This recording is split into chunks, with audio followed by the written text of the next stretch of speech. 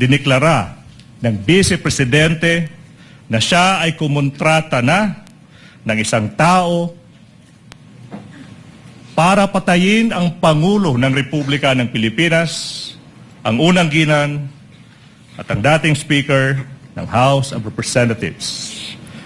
Pangatlo, napag-alaman ng NBI na ang mga pagbabanta ng Vice Presidente ay seryoso at totoo. Matapos silang isaalang-alang ang mga sumusunod. Una, the manner of the respondent's delivery of the statement that she intended her remarks to be real and serious threats. She was not merely joking when she uttered those threats.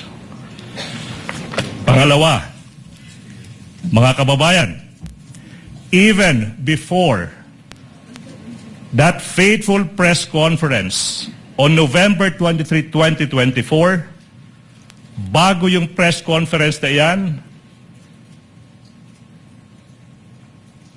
may nakontrata ng mamamatay tao yung Vice Presidente bago pa man ang press conference na yan. Pangatlo, ang utos ng Vice Presidente sa assassin na huwag siyang titigil hanggat hindi napapatay ang Pangulo ng Pilipinas, ang unang ginang at ang Speaker ng House of Representatives ay nagpapakita na ang Vice Presidente ay determinado at porsigido sa kanyang pagbabanta.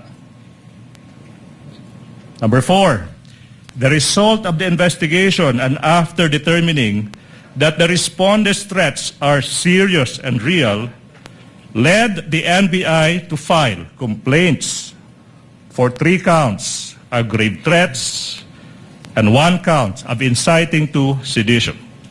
Number 5, this witness, Attorney Lotok, will identify and authenticate the affidavit of investigation, the annexes, as well as a couple of videos in relation to the NBI's investigation. Will also testify on such other matters as are relevant and material to the impeachment of the Vice President. Ready for comment, Your Honor, please. Counsel for the respondent, Attorney Binduan. Subject for cross, Your Honor. Thank you so much. The counsel for the prosecutor may proceed. Daghang salamat, Mr. Presiding Officer, Honorable Judges. Attorney Lotok, Sir. maupay nga kulup haibo. Maupay nga kulop man, sir. Waray-waray po. We are both waray-waray. At the same time, si Wano. Attorney Lotok, po pwede bang mas malapit pa sa microphone para marinig ng sambayanan lahat ng isasagot ko mo sa mga tanong ko? Okay? Yes, sir. Now, Mr. Lotok, kindly state your name, edad, and other personal circumstances. I am Attorney Jeremy C. Lotok, 50 years of age, and currently the Regional Director of the NBI Bangsamoro Autonomous Region in Muslim Mindanao, sir. Sinabi mo ikaw ay isang abogado, Attorney Lotok, di ba? Opo. Now, yung tanong, kailan ka naging membro ng ating Philippine Bar? I was admitted to the Philippine Bar and took my lawyer's oath in 2013, sir. 2013. Now, Mr. Lotok, ano ba yung current position mo, occupation mo, kung meron man? The Regional Director of the NBI Bangsamoro Autonomous Region in Muslim Mindanao, sir. Ikaw ay isang NBI Regional Director for BARM. Now, yung tanong is, how long have you been with the NBI? I have been in the NBI for the past 12 years, sir. 12 years. No? Tanong is, I think, based on my counting, that would be since 2014. Tama po ba? Opo, Your Honor. Now, kailan ka ba na-designate as the NBI Regional Director ng BARM? I was designated in January this year as Regional Director of the NBI BARM, sir. January 2026. Now, prior to your designation as the NBI Regional Director for BARM, ano ba yung previous position mo within NBI? I was the regional director for Region 4B or Mimaropa, sir. I think July 2025. July 2025 you became. Okay, now, prior to your designation as NBI Regional Director for Mimaropa, what was your previous position kung meron man? I was the chief of the NBI Cybercrime Division, Your Honor. Chief ng NBI Cybercrime Division. Now, kailan ka? Kailan ka na-designate as chief ng NBI Cybercrime Division? I was designated in February 2023, sir. 2023, no? Now, sinabi mo ikaw ay naging chief ng NBI Cybercrime Division. Now, yung tanong, Mr. Attorney Lotoc, is what were your primary duties and functions bilang hepe ng NBI Cybercrime Division? Primary duties, among others, to plan, direct, supervise the investigation of cybercrime cases pursuant to Republic Act 10175 and other relevant laws. And part of my duties and responsibilities is to investigate high-profile cases pursuant to Republic Act 10867, specifically crimes committed by, through and with the use of information and communication technology, sir. Now, Mr. Witness, of course, you are aware na ikaw ay tumitestigo sa impeachment trial ng respondent. Now, yung tanong is, kilala mo ba yung respondent sa kasong ito? Yes, Your Honor. Okay, yung tanong now is, why do you know her? She is the incumbent Vice President of the Philippines, and she is the subject of the investigation by the NBI Cybercrime Division, Your Honor. So, nasabi mo, she is the subject of an investigation ng NBI Cybercrime Division. Now, yung tanong, Attorney Lotoc, is, kailan ba? Kailan nagsimula yung investigation ng NBI Cybercrime Division on the respondent? November 23, 2024, sir. November 23, 2024. Yung tanong now, Attorney Lotoc, is, why? Why did the Cybercrime Division commence an investigation on the Vice President? We were directed by the then Director Judge IBB Santiago to conduct an investigation with regard to a certain video involving an online press conference held on November 23, 2024, where the Vice President uttered that she had already contracted a person to kill the President, Lisa Marcos, and the former Speaker of the House, sir. Now, yung tanong, Attorney Lotoc, is, sa pagkakaalam mo, o kung alam mo, ba't yung NBI yung inatasang gumawa ng investigasyon na ito? Well, under the law, specifically Republic Act 10867, the NBI has primary jurisdiction to undertake investigations on cases, among others, cases involving threats to security and assault against the persons of the highest officials, sir. So, threats or assaults on or against highest officials, sabi mo, di ba? Now, yung tanong, Attorney Lotoc, is, sino ba yung mga highest officials na kung may threat or may assault sa kanila, NBI has to do it, an investigation? Sino yung mga officials na ito? Yes, Your Honor, they are the President, the Vice President, the Senate President, the Speaker of the House, and the Chief Justice of the Supreme Court, sir. All right. Now, so you mentioned Presidente, Vice President, tsaka yung iba pa. Now, you mentioned, Attorney Lotoc, that the NBI conducted an investigation on the respondent's statements during an online media briefing on November 23, 2024. Yung tanong now, Attorney Lotoc, is, what exactly did the respondent say on that day that resulted to the investigation? On that online press conference held on November 23, 2024, the Vice President uttered the following. Huwag kang mag-alala, ma'am, sa security ko sapagkat may kinausap na akong tao. Ang sabi ko sa kanya, pag pinatay ako, patayin mo si BBM, si Lisa Marcos, si Martin Romualdez. No joke, no joke. Nagbilin na ako, ma'am. Ang sabi ko sa kanya, pag namatay ako, huwag kang tumigil hanggat hindi mo sila mapapatay. And he said yes. Now, Attorney Loto, no, yun yung statement. No? Now, sino ba yung mga membro ng investigation team na galing sa division mo, yung Cybercrime Division?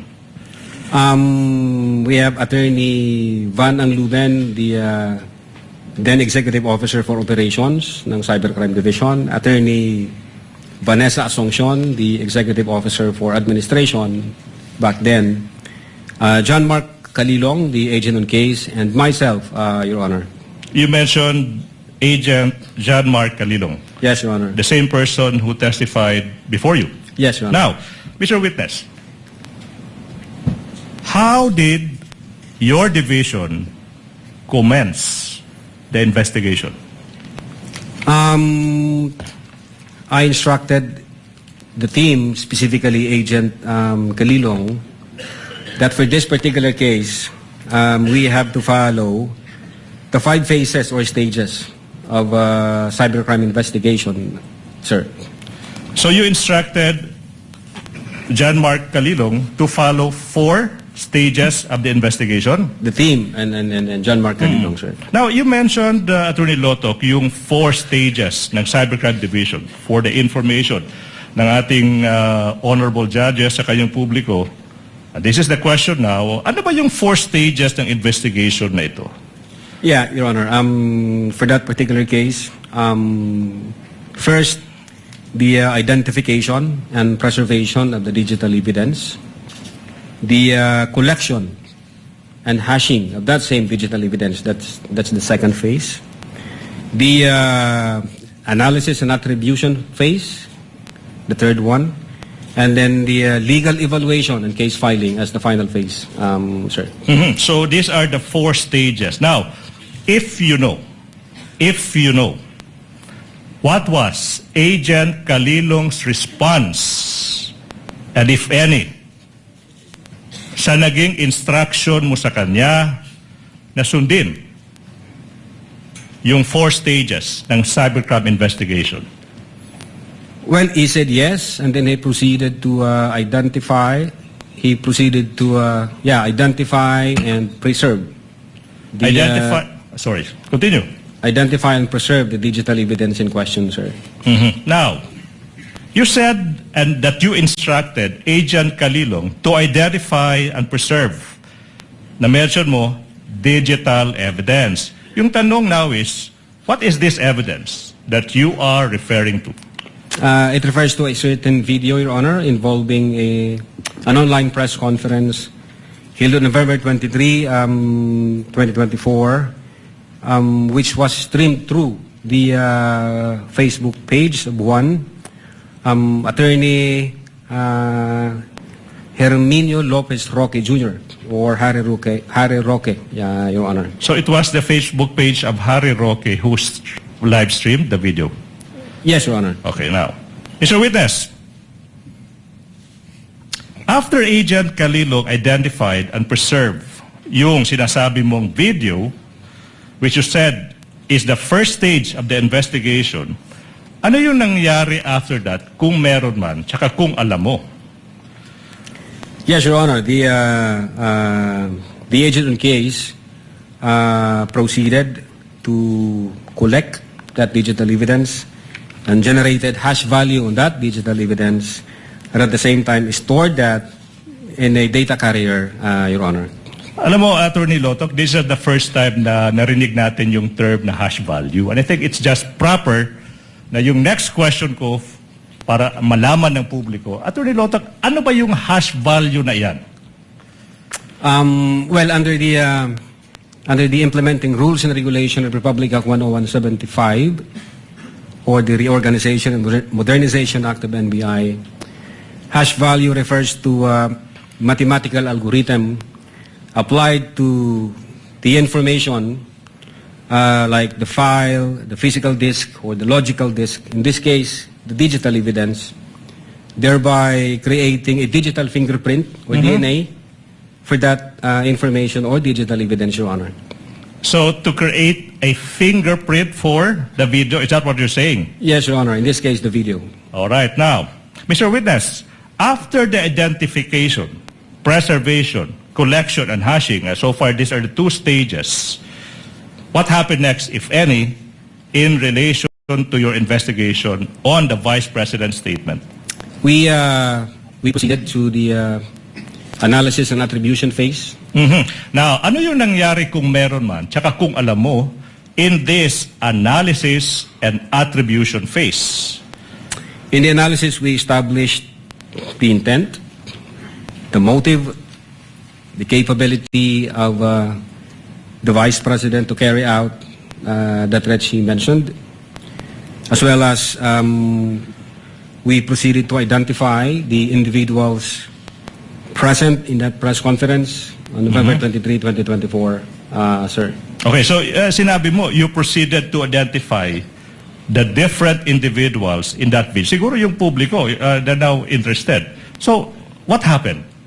What happened pagkatapos yung mag-proceed sa pag-identify sino ba yung nasa video na yan? First, we have identified media personalities from Philippine Daily Inquirer, from the Manila Times, from the Reuters, SMNI, etc. And then we have also identified the Vice President herself, who in her presence, openly and publicly, uttered that she had already contracted a person to kill the President, Lisa Marcos, and the former Speaker of the House, and instructed the person to be relentless in killing the three. And it was streamed through the Facebook page again of Harry Roque, Your Honor. You said to be relentless in the killing. Okay, now, after finding out that indeed the Vice President uttered that, to be relentless in the killing, what happened next, if any, in relation to the investigation you conducted? We continued the open source investigation to determine if there were utterances made by the Vice President in previous dates, Your Honor. Now, ano ba yung naging resulta, kung meron man, tsaka kung alam mo, sa naging open source investigation ng NBI into sinasabi mong mga previous statements ng Vice President? We found a press conference dated October 18, 2024, streamed through the official Facebook page of the Office of the Vice President. And we were able to identify, for us, being the investigator, at least three material lines or utterances made by the Vice President, sir. Okay. So you said in that press conference, sinabi mga others. So let's focus on these three. Ano ba yung three statements na sinasabi mo? Well, the first one, the Vice President uttered, gusto kong tanggalin yung ulo niya ba? And then the second one, the Vice President uttered, I realized toxic na itong relationship, referring to the relationship between the Vice President and the President. And then number three, I imagine myself cutting his head. Okay now. Your Honor. Recap, sinabi mo, gusto kong tanggalin nung ulo niya. And then sinabi mo rin sa third, I imagine cutting his head. Based on your investigation, Attorney Lotok, kaninong ulo ba yung rinirefer ng Vice President na gusto niyang tanggalin? The President of the Republic of the Philippines, sir. Yung ulo ng Presidente ng Republika ng Pilipinas. Opo. What proof, if any, do you have that the Vice President said this? We have that video, Your Honor, dated October 18, 2024. Now, kung maalala mo, Mr. Witness, saang portion ng video na iyan maririnig yung Vice President, sinasabi yung mga katagang, gusto kong tanggalin ng ulo niya, imagine myself cutting his head. Your Honor, if I may refer to my notes. Your Honor, I move that. Witness may do so. Thank you so much. Thank you, Your Honor.